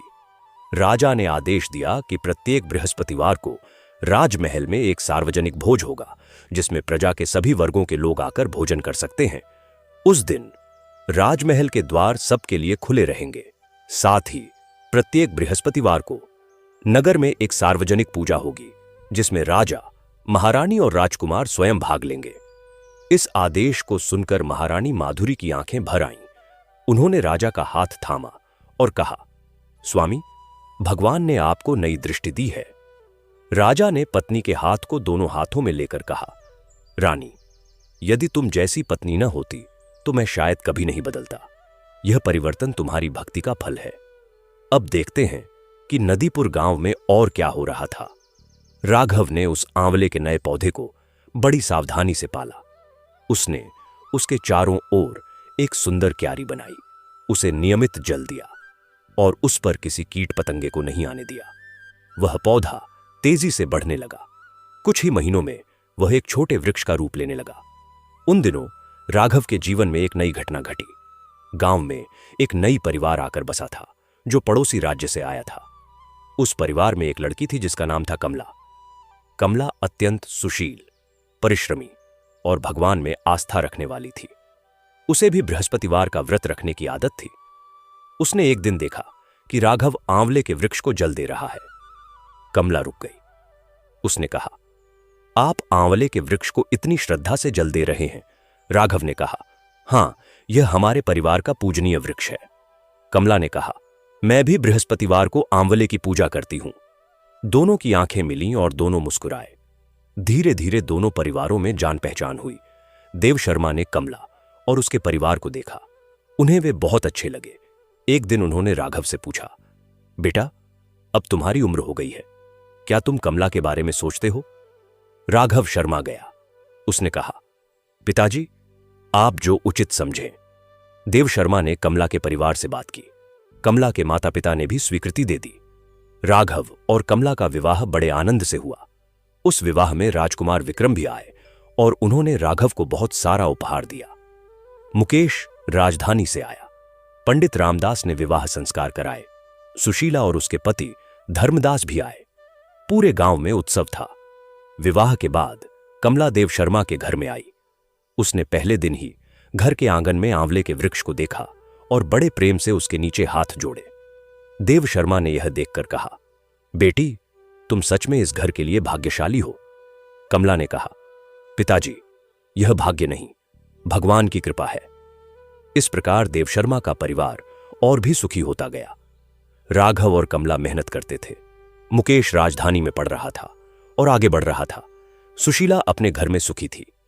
देव शर्मा का बुढ़ापा आनंद से बीत रहा था। उधर राजधानी सूर्यनगर में भी सुख का वातावरण था। राजा चंद्रभान अब पूरी तरह बदल गए थे। वे नियम से बृहस्पतिवार का व्रत रखते थे। उस दिन वे स्वयं पूजा करते थे, प्रजा के बीच जाते थे, उनकी समस्याएं सुनते थे। राज्य में धीरे धीरे फिर से वर्षा होने लगी, फसलें उगने लगीं और लोगों के जीवन में खुशियां लौट आईं। एक दिन राजा चंद्रभान बड़े विचारमग्न बैठे थे। उनके मन में आया कि वे एक बार उस गांव में जाएं, जहां से वह ब्राह्मण परिवार रहता है। वे महारानी से बोले, रानी, चलो एक बार नदीपुर चलते हैं। महारानी ने प्रसन्नता से कहा, अवश्य स्वामी। राजा और महारानी बिना किसी विशेष सज धज के सामान्य वेश में नदीपुर पहुंचे। देव शर्मा के घर के सामने पहुंचे तो देखा कि आंवले का वृक्ष अब और भी बड़ा हो गया था और उस पर फल लगे हुए थे। उस वृक्ष के नीचे एक दीप जल रहा था। राघव दरवाजे पर बैठा था। उसने राजा रानी को देखा और समझ नहीं पाया कि यह कौन है। उसने उन्हें साधारण यात्री समझकर कहा, आइए बैठिए। राजा ने कहा, बेटा, मैं चंद्रभान हूं। राघव चौंक गया। उसने प्रणाम किया। देव शर्मा भी बाहर आए। राजा ने देव शर्मा के चरण छुए। देव शर्मा ने कहा, महाराज, यह क्या कर रहे हैं? राजा ने कहा, ब्राह्मण देव, मुझे आशीर्वाद दीजिए। मैंने अपने जीवन में बहुत पाप किए, पर भगवान की कृपा से मुझे सद्बुद्धि आई। आपके पुत्र ने मेरे पुत्र की जान बचाई। आपके परिवार की भक्ति ने मुझे रास्ता दिखाया। देव शर्मा की आंखें भर आईं। उन्होंने कहा, महाराज, यह भगवान का काम था, हम तो निमित्त मात्र थे। महारानी माधुरी उस आंवले के वृक्ष के पास गईं। उन्होंने उसे छुआ और आंखें बंद कर कुछ पल मौन रहीं। फिर उनकी आंखों से आंसू आ गए। उन्होंने कहा, यह वृक्ष साधारण नहीं है, इसमें भगवान का वास है। राघव ने कहा, मां जी, हमारे परिवार में यह विश्वास सदा से रहा है। राजा ने एक इच्छा जताई। उन्होंने कहा, क्या इस वृक्ष से एक टहनी ले जा सकता हूं? मैं इसे अपने महल में लगाना चाहता हूं। राघव ने देव शर्मा की ओर देखा। देव शर्मा ने कहा, अवश्य महाराज। उन्होंने सावधानी से एक छोटी सी शाखा काटी और राजा को दी। राजा उस शाखा को अत्यंत सावधानी से अपने साथ ले गए। राजमहल में उन्होंने उसे एक विशेष स्थान पर लगाया। महारानी ने उस स्थान पर एक सुंदर वेदी भी बनाई। प्रतिदिन उस वृक्ष को जल दिया जाने लगा और बृहस्पतिवार को विशेष पूजा होने लगी। कुछ समय बाद मुकेश की पढ़ाई पूरी हुई। वह एक प्रकांड पंडित बन गया। उसने शास्त्रों में महारत हासिल की। राजकुमार विक्रम ने उसे अपने दरबार में एक महत्वपूर्ण पद देने का प्रस्ताव किया। मुकेश ने पहले देव शर्मा से पूछा। देव शर्मा ने कहा, बेटा, जा, पर अपनी भक्ति मत छोड़ना। मुकेश ने कहा, पिताजी, भक्ति ही मेरी सांस है। मुकेश राज दरबार में आया। उसने राजा और महारानी को प्रणाम किया। राजकुमार विक्रम ने उसे अपने सलाहकार के रूप में नियुक्त किया। मुकेश की बुद्धि और ज्ञान से पूरा दरबार प्रभावित हुआ। वह जब भी बोलता था तो धर्म और न्याय की बात करता था। राजा चंद्रभान उसे बड़े ध्यान से सुनते थे। एक बार मुकेश ने दरबार में बृहस्पतिवार के व्रत का महात्म्य सुनाया। उसने वह सारी कथाएं सुनाईं जो उसने अपने गुरु से सुनी थीं और जो उसके अपने परिवार पर घटी थीं। पूरा दरबार मंत्रमुग्ध हो गया। राजा चंद्रभान ने कहा, मुकेश, आज से तुम हर बृहस्पतिवार को राज दरबार में यह कथा सुनाओगे। यह परंपरा शुरू हुई और वर्षों तक चलती रही। उन्हीं दिनों वैकुंठ में भगवान विष्णु और माता लक्ष्मी ने धरती की ओर देखा। भगवान के मुख पर एक संतुष्ट मुस्कान थी। माता लक्ष्मी ने पूछा, प्रभु, आप प्रसन्न दिख रहे हैं। भगवान ने कहा, हां देवी, सूर्यगढ़ में जो परिवर्तन हुआ वह देखकर मन प्रसन्न है। एक परिवार की भक्ति ने पूरे राज्य को बदल दिया। नारद मुनि भी वहां उपस्थित थे। उन्होंने कहा, प्रभु, यह सुशीला की भक्ति थी, राघव की सेवा थी, मुकेश का ज्ञान था, देव शर्मा का धैर्य था, महारानी माधुरी की प्रार्थना थी और आपकी कृपा थी। भगवान ने कहा, नारद, तुमने ठीक कहा, जब भक्त सच्चे होते हैं तो भगवान को आना ही पड़ता है। माता लक्ष्मी ने कहा, प्रभु, अब क्या वे लोग हमेशा सुखी रहेंगे? भगवान ने कहा, देवी, संसार में दुख और सुख चलते रहते हैं, पर जिनके हृदय में भक्ति है उनके लिए दुख भी एक सीढ़ी बन जाता है। देव शर्मा का परिवार जब तक भक्ति में रहेगा तब तक मेरा आशीर्वाद उन पर रहेगा। नारद मुनि ने एक और जिज्ञासा जाहिर की। उन्होंने पूछा, प्रभु, वह आंवले का वृक्ष, क्या उसमें सच में आपका वास है? भगवान विष्णु मुस्कुराए और बोले, नारद, जिस स्थान पर नियम से पूजा होती है, सच्ची भक्ति होती है, वहां मेरा वास होता ही है, चाहे वह वृक्ष हो, मंदिर हो या किसी का हृदय। यह सुनकर नारद ने आनंदित होकर कहा, नारायण नारायण। उसी समय धरती पर देवशर्मा के आंगन में वह आंवले का वृक्ष और भी बड़ा हो गया था। उसकी छाया में एक नन्हा बच्चा खेल रहा था। वह राघव और कमला का पुत्र था, जिसका नाम देवशर्मा ने रखा था, विष्णुदास। विष्णुदास छोटा था, पर जब भी उस वृक्ष के नीचे आता तो हंसता था, खिलखिलाता था। उसकी हंसी में एक अलग ही मधुरता थी जो सुनने वाले के हृदय को आनंद से भर देती थी। देव शर्मा एक दिन उस वृक्ष के नीचे बैठे थे और विष्णुदास को गोद में लिए थुलमुलाते थे। उन्होंने मन में सोचा, गौरी, देखो हमारा परिवार कितना फला फूला, तुम्हारा बृहस्पतिवार का व्रत कभी व्यर्थ नहीं गया। उनकी आंखें भर आईं। तभी उस वृक्ष पर एक नीले रंग का पक्षी आकर बैठा। उसने एक मधुर स्वर में कुछ ऐसा गाया जो देव शर्मा को बहुत परिचित लगा, जैसे उनकी पत्नी गौरी का स्वर हो। उन्होंने वृक्ष की ओर देखा और आंखें बंद कर लीं। उनके होठों पर एक शांत मुस्कान थी। विष्णुदास ने उस पक्षी की ओर हाथ बढ़ाया और कहा, पंछी। पक्षी डरा नहीं, उल्टे और करीब आ गया। देव शर्मा ने आंखें खोली और यह दृश्य देखा। उनके मुख से निकला, जय हो भगवान विष्णु की। समय बीतता गया। राजा चंद्रभान का परिवर्तन स्थायी था। उन्होंने अपनी प्रजा का भला किया। जब वे वृद्ध हुए तो राजकुमार विक्रम ने गद्दी संभाली। विक्रम एक आदर्श राजा साबित हुआ। उसने मुकेश को अपना प्रमुख मंत्री बनाया। दोनों ने मिलकर सूर्यगढ़ को एक आदर्श राज्य बनाया, जहां न्याय था, धर्म था, प्रेम था और सुख था। मुकेश ने राज्य के हर गांव में आंवले के वृक्ष लगवाए। उसने एक नियम बनाया कि प्रत्येक घर में कम से कम एक आंवले का वृक्ष होना चाहिए और बृहस्पतिवार को उसकी पूजा होनी चाहिए।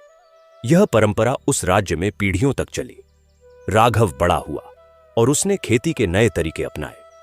उसके खेत लहलहाते थे। कमला ने अपने घर को स्वर्ग बना दिया था। सुशीला और धर्मदास के घर में भी सुख था। देव शर्मा अपनी संतानों को सुखी देखकर शांति से वृद्धावस्था में थे। एक बृहस्पतिवार को देव शर्मा का परिवार एकत्र हुआ। सभी लोग उस आंवले के वृक्ष के नीचे बैठे थे। राघव और कमला थे, मुकेश था, सुशीला और धर्मदास थे, सुशीला के बच्चे थे, राघव का पुत्र विष्णुदास था। देव शर्मा बीच में बैठे थे। उन्होंने अपने पोते पोतियों को गोद में लेकर कहा, बच्चों, आज मैं तुम्हें एक कहानी सुनाता हूं। सभी बच्चे चुप हो गए। देव शर्मा ने कहना शुरू किया, एक समय की बात है जब तुम्हारी दादी मां जीवित थीं। वे भगवान विष्णु की परम भक्त थीं। वे कहती थीं कि जो घर बृहस्पतिवार को भगवान की पूजा करता है, आंवले के वृक्ष को जल देता है, उस घर में भगवान सदा विराजते हैं। बच्चों ने पूछा, दादाजी, क्या यह सच है? देव शर्मा ने उस वृक्ष की ओर देखा और कहा, बच्चों, यह वृक्ष देखो। इस वृक्ष ने हमारे परिवार पर जो कृपा की है, वह अनुभव ही सच का प्रमाण है। उसी समय वृक्ष पर एक हल्की सी हवा आई और उसकी पत्तियां सरसराईं, जैसे वह वृक्ष स्वयं देव शर्मा की बात की पुष्टि कर रहा हो। सभी ने यह देखा और सबके मन में भक्ति का भाव और गहरा हो गया। उस दिन शाम को जब सूर्यास्त हुआ और आकाश में लाल सोनहरे रंग बिखर गए, तो देव शर्मा के परिवार ने मिलकर उस वृक्ष के नीचे एक दीप जलाया। सबने हाथ जोड़े और भगवान विष्णु का स्मरण किया। उस दीप की लौ शांत और स्थिर थी, बिना किसी हवा के भी, जैसे भगवान की उपस्थिति उसे सहारा दे रही हो। वैकुंठ में भगवान विष्णु ने माता लक्ष्मी से कहा, देखो देवी, धरती पर एक घर में दीप जल रहा है।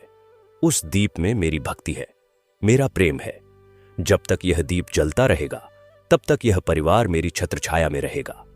माता लक्ष्मी ने कहा, और जब इस परिवार के बच्चे यह परंपरा आगे ले जाएंगे तब भी आपकी कृपा उन पर रहेगी। भगवान ने कहा, हां देवी, भक्ति की यही परंपरा ही तो युग युगांतर तक धर्म को जीवित रखती है। नारद मुनि ने तीनों लोकों में यह संदेश फैलाया। उन्होंने देवताओं को बताया, मनुष्यों को बताया, सबको बताया कि जो भक्त सच्चे मन से भगवान की पूजा करते हैं, बृहस्पतिवार के व्रत का पालन करते हैं, आंवले के वृक्ष का सम्मान करते हैं, उन पर भगवान विष्णु की विशेष कृपा रहती है। और इस प्रकार सूर्यगढ़ के उस राज्य में एक नई परंपरा का जन्म हुआ। एक ऐसी परंपरा जो केवल पूजा पाठ नहीं थी, बल्कि जीवन जीने का एक तरीका था। प्रकृति का सम्मान करना, वृक्षों को देवता मानना, प्राणियों पर दया करना, दूसरों की मदद करना, अभिमान न करना और भगवान पर भरोसा रखना, यही बृहस्पतिवार के व्रत का असली अर्थ था। और यही देव शर्मा के परिवार ने अपने जीवन से सिद्ध किया था। उधर राजा चंद्रभान का जीवन भी सार्थक हो गया था। उन्होंने अपने जीवन के अंतिम वर्षों में बहुत सा धर्म कार्य किया। कई मंदिर बनवाए, कई कुएं खुदवाए, कई गौशालाएं बनवाईं, कई धर्मशालाएं बनवाईं। वे कहते थे, जो धन मैंने पाप कर्मों में लगाया वह तो गया ही, पर जो बचा वह सार्थक करना है। महारानी माधुरी उनकी इस भावना को देखकर प्रसन्न होती थी। जब राजा चंद्रभान ने अंतिम सांस ली तो महारानी, राजकुमार विक्रम और मुकेश उनके पास थे। राजा ने विक्रम का हाथ थामा और कहा, बेटा, राज्य तुम्हारे हाथ में सौंप रहा हूं, इसे धर्म से चलाना और बृहस्पतिवार का व्रत कभी मत छोड़ना। विक्रम ने पिता के हाथ को चूमा और कहा, पिताजी, आपकी आज्ञा का पालन होगा। राजा ने महारानी की ओर देखा और कहा, रानी, यदि तुम न होती तो मैं इस पाप के भार से कभी नहीं उभर पाता। तुम्हारी भक्ति ने मुझे भी बचाया। महारानी की आंखों से आंसू बह रहे थे, पर उनके मुख पर एक शांत मुस्कान थी। उन्होंने कहा, स्वामी, यह भगवान विष्णु की कृपा थी। राजा ने आंखें बंद की। होठों पर भगवान का नाम था और उन्होंने शांति से प्राण त्याग दिए। उनके अंतिम संस्कार में पूरा राज्य उमड़ पड़ा। लोग उन्हें श्रद्धांजलि देने आए। लोगों ने कहा, यह राजा पहले बुरे थे पर अंत में अच्छे हुए। ऐसा परिवर्तन भी एक शिक्षा है।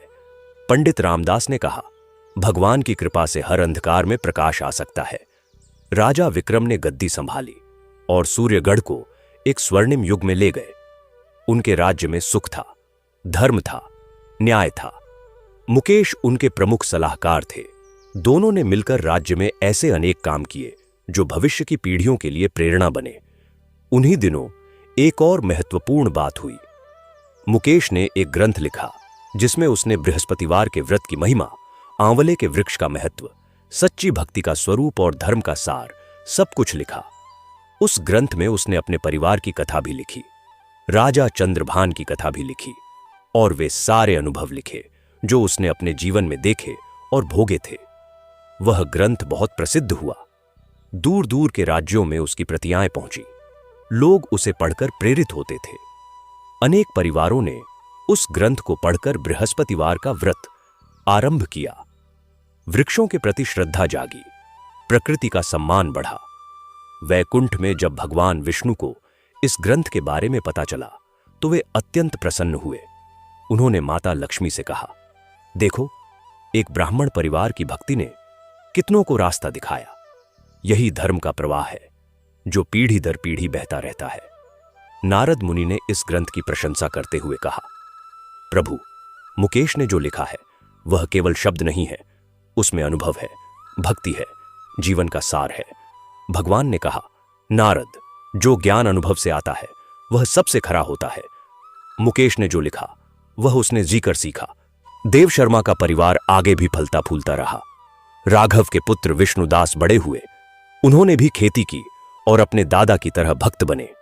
मुकेश के भी बच्चे हुए जिन्होंने ज्ञान की परंपरा आगे बढ़ाई। सुशीला के बच्चे अपनी मां की भक्ति को लेकर चले। उस घर में जहां एक समय अभाव था, अब हर बृहस्पतिवार को एक विशेष उत्सव होता था। परिवार के सभी सदस्य एकत्र होते थे। आंवले के वृक्ष के नीचे पूजा होती थी, भजन गाए जाते थे, कथा सुनाई जाती थी और प्रसाद वितरित किया जाता था। आसपास के लोग भी आते थे। उस छोटे से घर का वह आंवले का वृक्ष अब एक तीर्थ बन गया था। एक वर्ष बृहस्पतिवार के दिन उस वृक्ष के नीचे बहुत सारे लोग एकत्र हुए थे। देव शर्मा उस समय बहुत वृद्ध हो गए थे। उन्होंने अपने परिवार को, आए हुए लोगों को और विशेष रूप से अपने पोते पोतियों को देखा। उन्होंने कहा, लोगों, आज मैं आप सबको एक बात बताना चाहता हूं। सब चुप हो गए। देव शर्मा ने कहा, मेरे जीवन में बहुत कठिनाइयां आईं। पत्नी चली गई, गरीबी आई, अकाल आया, बाढ़ आई, पर मैंने एक काम हमेशा किया। बृहस्पतिवार को यह दीप कभी नहीं बुझने दिया और भगवान ने कभी नहीं छोड़ा। उनकी आवाज कांप रही थी, पर उनके चेहरे पर एक असाधारण शांति थी। उन्होंने आगे कहा, यह आंवले का वृक्ष मेरी मां है, मेरा पिता है, मेरी पत्नी है, मेरा भगवान है। इसे सदा सींचते रहना और बृहस्पतिवार को इसके नीचे यह दीप कभी मत बुझाना। यह कहकर उन्होंने अपनी आंखें बंद कर लीं। राघव ने पिता का हाथ थामा। मुकेश ने उनके चरण छुए। सुशीला रो रही थी। उसी रात देव शर्मा ने अपने प्राण त्याग दिए, पर वे शांति से गए। उनके मुख पर एक दिव्य प्रकाश था और होठों पर भगवान विष्णु का नाम था। कहते हैं कि उस रात आकाश में एक विशेष तारा टूटकर वैकुंठ की ओर गया और उस तारे की रोशनी में उस आंवले के वृक्ष की पत्तियां जगमगाई थीं। इस प्रकार यह कथा हमें सिखाती है कि जीवन में चाहे कितनी भी कठिनाइयां आए, भगवान पर भरोसा रखने वाले को अंत में विजय अवश्य मिलती है। बृहस्पतिवार का व्रत केवल एक धार्मिक अनुष्ठान नहीं है, यह जीवन जीने की एक विधि है। आंवले का वृक्ष केवल एक वृक्ष नहीं है, यह भगवान विष्णु की उपस्थिति का प्रतीक है। और सच्ची भक्ति केवल पूजा घर में नहीं होती, वह उस सेवा में होती है जो राघव ने की, उस ज्ञान में होती है जो मुकेश ने प्राप्त किया, उस प्रेम में होती है जो सुशीला ने दिया, और उस धैर्य में होती है जो देव शर्मा ने जीवन भर रखा। भगवान विष्णु ने वैकुंठ में माता लक्ष्मी से एक बार और कहा था, जो मनुष्य इस कथा को सुनता है, जो बृहस्पतिवार को आंवले के वृक्ष की पूजा करता है, जो सच्चे मन से व्रत रखता है, उसके घर में मेरी कृपा सदा बनी रहती है। उसके जीवन में धन, स्वास्थ्य, सुख और शांति का वास होता है। यह कथा यहीं पर समाप्त होती है। तो प्रिय दर्शन बंधु, यह कथा आपको कैसी लगी कमेंट में जरूर बताएं और हमारे चैनल सनातन आराध्या को सब्सक्राइब करना ना भूलें। धन्यवाद।